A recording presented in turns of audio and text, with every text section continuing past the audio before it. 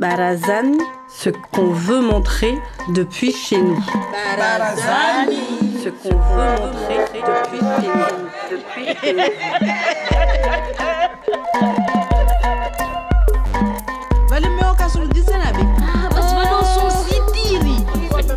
Les gens vivaient sur leur terrasse, sur les barazas.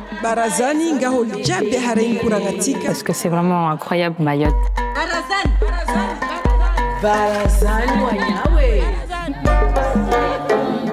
Barazan, c'est l'endroit où on se voit, on se côtoie. Sur une terrasse, au milieu d'une bande d'amis, une voix se distingue. Bats-toi pour toi-même. Ça, c'est ce que je pourrais dire aux gens dans la même situation que moi.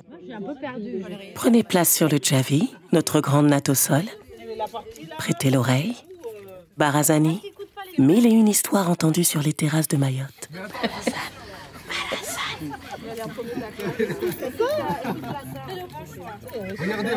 Regardez. Si elle est louve, et que lui, il a été infecté, ça veut dire que la partie, elle est terminée, ils ont gagné les loups. Je m'appelle Hassanine Apprenti, j'ai 27 ans, et puis j'habite sur l'abattoir. Ce fameux accident qu'il y a eu il y a quelques années, donc 6 ans précisément, au boulevard des Crabes, sur la route qui mène vers Dzaoudi, à la Barge. C'est une route, mais là, elle a été réparée. Mais au moment où j'ai eu l'accident, il y avait des trous partout, en fait. Et ouais, je sortais du travail. Je travaillais avant sur la Grande Terre. Je rentrais ce soir, il était très tard, parce que je travaillais de nuit. Mon chéri vient me récupérer en scooter. Et j'avais super mal à la tête. Donc du coup, je me penchais un peu sur sa tête. Donc il roule. Donc moi, je fais pas attention vraiment à ce qui se passe devant. Et il y a un moment, j'entends une voiture qui arrive avec une vitesse énorme. J'ai eu genre 2 secondes près pour lever ma tête pour voir ce qu'il y avait. Et là, j'attends bam. Le fameux bam, j'étais projetée de suite. Sur la route, j'ai vu comment est-ce que j'ai volé, j'ai plané sur les airs et j'ai tapé ma tête contre... il y avait un petit mur en fait qui séparait la route et la mer. Donc j'ai frappé là, tac. Et après, je me suis retrouvée par terre. Mon chéri et la moto de l'autre côté. Et moi, j'étais là, allongée, seule. Et à un moment, c'était le vide.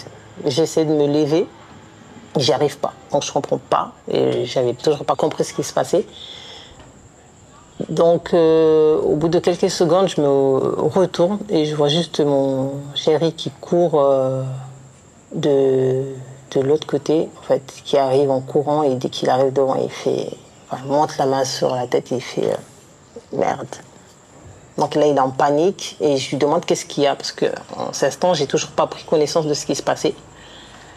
Et je lui dis, mais qu'est-ce qu'il y a? Dis-moi ce qu'il y a. Il me dit, ne bouge pas. Mais je dis, mais qu'est-ce qu'il y a? Ne bouge pas, ne bouge surtout pas. Et à un moment, il voyait que je commençais à paniquer. Donc il me dit, tu viens de perdre ta jambe. Je commence à... Et là, je regarde. Et je vois effectivement que je viens de perdre ma jambe. Et je regarde un peu plus loin, je la vois de l'autre côté de la route.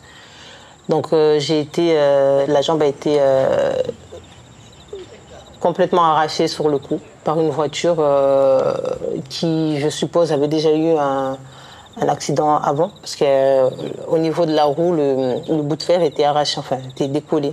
Donc je pense que c'est ça ce qui a tranché sur le coup.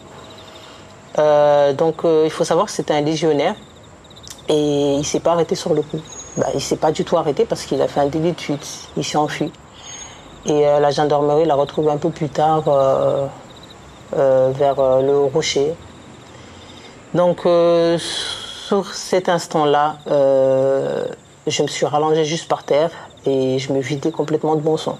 Il faut bien imaginer que le sang ne s'arrête pas quand tu as une jambe qui est sectionnée. Et quelques secondes plus tard, donc c'était très rapide, il y a eu... les ambulances et donc les personnes qui arrivaient autour, dans tous les côtés. Et heureusement qu'on a eu un autre légionnaire qui est passé là aussi par hasard, voilà, peut-être. Et il m'a fait un garrot. Ben, c'est ça ce qui m'a sauvé la vie. Aujourd'hui, je pourrais que le remercier, en fait. Je ne pourrais jamais le remercier. Comment on va dire ça? C'est pas qu'un merci, on va dire, qui va... Il m'a fait un garrot. Et ensuite, ben, sur tout le long, je suis restée consciente. J'ai perdu à aucun cas du coup, connaissance. Donc, là, les ambulances qui sont arrivées. Et je suis allée donc, à l'hôpital. Et malheureusement, en fait, on n'a pas pu rattraper quoi que ce soit parce que la voiture avait repassé sur des os. Donc, quand il m'a sectionné la jambe et ça a repassé dessus. Donc, les os, ils étaient complètement déchiquetés. Donc, ils ont pu juste amputer au niveau du haut de la jambe. Donc, je me réveille le lendemain matin. J'ai un drap blanc, tout au long, je me réveille et j'ai 10 000 médecins et les infirmiers tout autour de moi.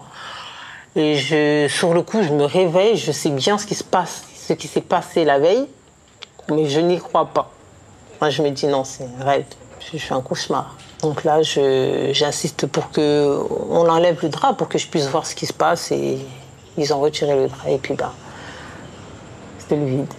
Et là, j'ai l'impression que mon monde s'est écroulé. Il a suivi donc les regards des gens. Les enfants qui ne comprenaient pas ce qui se passait en ce temps-là. Beaucoup de complications, beaucoup de rééducation. Je me suis posé beaucoup de fois la question, peut-être que si je ne serais pas là à cet instant-là. Il a suivi des jours et des mois de cauchemars le soir, de palpitations. J'étais vraiment sous médicaments. Je me shootais matin, midi, soir. Parce que je ne dormais pas bien. Je revoyais souvent ce qui s'était passé. Et ce qui était le plus dur, c'est que j'avais des flashs. Parce que vu que je n'ai pas perdu connaissance, je me rappelais de tout, de A à Z, surtout de tout ce que les gens disaient autour de moi. Elle a perdu sa jambe, qu'est-ce qui se passe, appeler les ambulances. Elle va mourir, beaucoup de phrases comme ça. L'alcool, ce n'est pas un jeu, c'est à boire avec modération. Et on peut faire chambouler des vies. Malheureusement, je n'ai pas eu un légionnaire qui avait de regrets pour ce qu'il avait fait. C'était pour lui, ok, en fait, j'ai écrasé une personne, mais t'inquiète pas, elle serait indemnisée. C'était pas si grave, c'était pas plus grave que ça pour lui. Parce qu'à aucun cas, il est passé me voir à l'hôpital. À aucun cas, il a appelé pour savoir comment est-ce que j'allais. Bats-toi pour toi-même.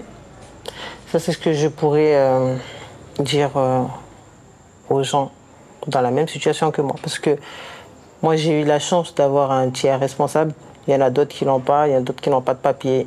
Et c'est un peu plus compliqué qu'eux. Donc j'imagine la difficulté qu'ils doivent avoir dans la vie de tous les jours. Parce que moi, j'ai fait 6 mois sans prothèse, sans rien. Et je peux vous dire que j'étais dans un banga au début. Je vivais vraiment dans un banga. Quand il pleuvait, c'était horrible. C'était les toilettes qui étaient de l'autre côté de la maison où il pleuvait. Il fallait que j'aille de l'autre côté. Donc, évidemment, on glissait. C'était horrible. Donc, franchement, il y a des gens où ils sont dans une situation comme la mienne, mais qui sont vraiment en situation qui est très, très difficile et ils ne sont pas assez suivis. Et c'est dommage. C'est très dommage parce qu'ils doivent se retrouver seuls, on va dire. Ma famille, mes amis étaient très proches de moi, heureusement, qu'ils ont toujours été là pour moi, ils m'ont soutenu. Ils m'ont fait découvrir c'était quoi la joie de vivre. J'ai fait mes premières prothèses, on va dire, fournies par la sécurité sociale. Donc c'est une prothèse très, on va dire, bas de gamme. C'était pas quelque chose qui était bien, en fait, on va dire. Avec le temps et les années, j'ai pu découvrir un prothésiste qui était sur Kawini. Il était privé, celui-ci. Donc, heureusement que du coup j'avais un tiers responsable, donc on s'est basé sur ça. Donc j'ai pu avoir une prothèse un peu plus mieux que ce que j'avais en premier. Et j'ai décidé en fait, et avec l'aide de mon grand frère, de partir sur Bordeaux, aller voir si on peut trouver quelque chose de mieux. Et sur les années qui ont suivi, donc j'ai eu une prothèse qui s'appelait une Sileg. C'est une automatique qui est super bien aussi. Mais du coup, j'en ai découvert une autre qui était encore méga plus bien. Et donc, du coup, je me suis lancée dedans. C'était la dernière et c'est celle-là que j'ai gardée jusqu'à maintenant. Celle qui me permet de courir, d'aller nager, de monter les escaliers. Le grand frère qui est là en face. Le fameux grand frère qui m'a soutenue dans tout. Je ne pouvais pas rêver mieux que celle-là. Il faut savoir que je me sens plus légère avec celle-là. J'ai l'impression de retrouver mon autonomie. Elle ne sera pas complètement comme avant, mais avec celle-ci, je me sens un peu plus légère, moins fatiguée. Et effectivement, il y a aussi des jours, on a des douleurs, parce que j'ai aussi connu des douleurs fantômes. Les douleurs fantômes, c'est quand on a un membre de son corps qui est sectionné, on a l'impression de toujours ressentir l'autre bout qui n'est plus là. J'ai l'impression que c'est là, tu ressens. Et moi, j'avais ces petits picotements, je ressentais des petites douleurs qui ont été infernales d'ailleurs. J'ai repris mon travail parce que j'étais manager commercial en Grand Air quand j'ai eu l'accident.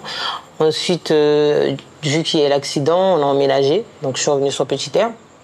Et pendant 2 ans, voire 3 ans, je suis restée manager. Après, à un moment, j'en pouvais plus en fait. C'était très dur parce que j'étais en train de passer sur une étape de ma vie qui était un peu compliquée. Et je me retrouvais entre le stress du boulot, la vie quotidienne de tous les jours. Enfin, je passais sur des moments difficiles de ma vie et j'ai décidé du coup d'en parler à mon supérieur où je lui demandais justement de changer de poste de travail pour pouvoir m'alléger.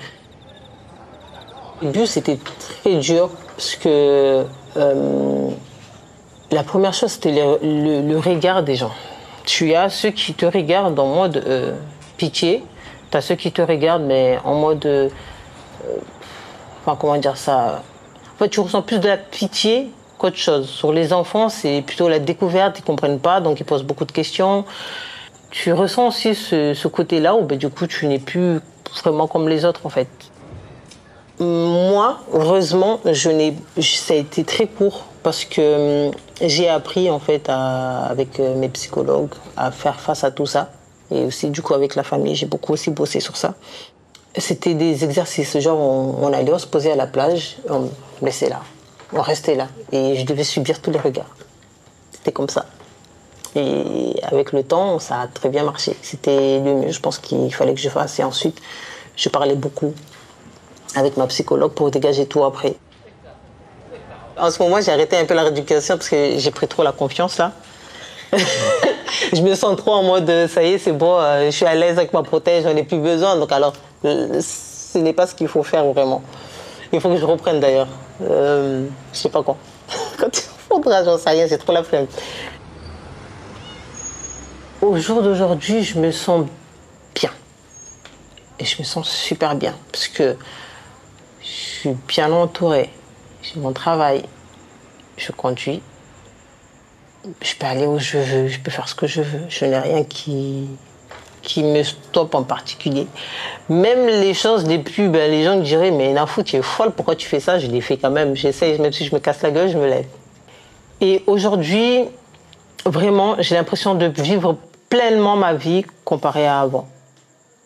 Mais vraiment, parce que je me dis, quand on passe par des choses... tel que ce qui m'est arrivé, on peut que se dire mais merde, ça peut t'arriver à tout moment en fait. Donc tu as envie de vivre la vie mais genre pleinement, mais tu as envie de la croquer, je te l'assure. Et c'est ce que je fais aujourd'hui. Donc forcément dans la vie de tous les jours, les gens ne me comprennent pas trop parce qu'ils se disent forcément mais Nafou ralentis. Mais non, j'ai pas envie. C'est ça le truc, c'est que avant j'étais pas comme ça. Et là, je suis complètement, c'est l'opposé de moi-même. J'ai toujours besoin de vivre, en fait. Et ça, c'est moi. Je cours, et après, je mets pieds qui touquent et je redescends. Après, il faut me laisser et puis je reviens. Et puis je continue.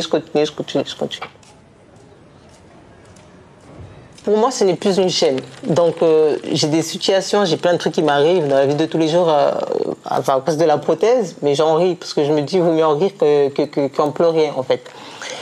On était sur Pamandzi, on avait des vélos électriques. Et je voulais trop tester. Mon frère me dit, mais non, faut fais pas ça, enfin, c'est trop dangereux. Je dis, mais non, il faut que j'essaye. Donc, le truc, il était à vendre, il était là. Je dis, monsieur, excusez-moi, mais j'ai trop envie d'essayer le vélo électrique pour voir si, à ce temps-là, je n'avais pas encore de voiture. Donc, j'étais en train de chercher un moyen de déplacement qui me serait favorable, quoi. Et je prends le vélo, donc je monte, tout va bien, je suis à l'aise. Hein. Et je monte sur le vélo et là, donc j'avance. Donc, j'y vais. Et là, il n'y a pas de souci. Mais tu sais, au moment de poser le pied, j'ai eu un petit déclenchement en mode... Mais merde, d'un coup, je pose quel pied, la droite, la gauche? Et du coup, j'ai voulu poser la gauche, celle qu'il ne fallait pas. Je me suis cassé la gueule, j'ai atterri à l'hôpital. Mais c'était du n'importe quoi, j'ai eu un gros choc. Sur le coup, j'en rigolais pas, mais c'est là, maintenant, j'en rigole. Enfin, quand je suis arrivée à l'hôpital, c'est là où j'ai rigolé parce que je me dis, mais merde, je suis bête, en fait. Parce que du coup, j'étais là, je me dis, putain, mais quel pied tu dois poser? Et sur le coup, je me suis dit, mais c'était logique en fait. Là, j'étais en train de me dire, mais pourquoi tu t'es posé la question s'il fallait que tu poses la droite ou la gauche? Et du coup, tu vois, là, je riais. Et là, c'était drôle. Ça, c'est mon plus grand rêve là, à ce jour, c'est de découvrir le monde. Tu perds une jambe, la vie amoureuse, c'était dur, c'était compliqué. Surtout quand tu as le conjoint qui était là avec moi en fait. À un moment, ils s'en voulaient, parce que c'était lui qui conduisait. Au début, c'était dur, mais partout. Pour tout ce qui était intimité, c'était pas... Il fallait prendre du temps. Et puis, moi, je me trouvais plus séduisante. Enfin, du jour au lendemain, j'arrive, je me dis, mais putain, la fout, t'es une bombe en vraie merde. Qu'est-ce que je fous? Et là, voilà, je suis arrivée et j'explose, ma vie de tous les jours, je vis. Je sais pas ce qui m'est arrivé à une année, là, où j'ai vraiment eu ce petit déclic. Je me dis, mais putain, là, faut vite... Enfin, c'est pas genre vite, mais j'ai ce petit déclic, je me dis, mais... Me regarder, je dis, mais putain, mais t'es une bombe, en vrai, tu vois. T'es belle, t'es là, enfin, je sais pas. Il y a l'accident, il y a la jambe qui est en moi. Mais sinon, à part ça, j'ai tout ce qu'il me faut.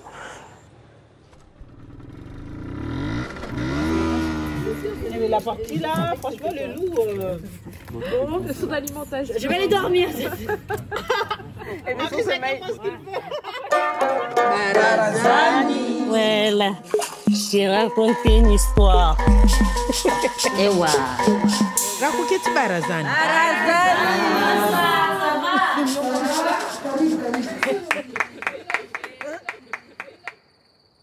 Barazani, des podcasts à l'écoute des histoires et résonances des terrasses de Mayotte, produit par Bérénice Mediacorp, avec la participation de France Télévisions Outre-mer la première et Mayotte la première, sur une idée de Marie Saouyat, écriture et réalisation Séverine Nativel, prise de son, montage son et création musicale It's My Butterfly, mixage Laurent Mollard, direction éditoriale pour Outre-mer la première, Fabrice Auchard, délégué numérique Mayotte la première, Marie Saouyat, avec la voix de Ludmila Dabo.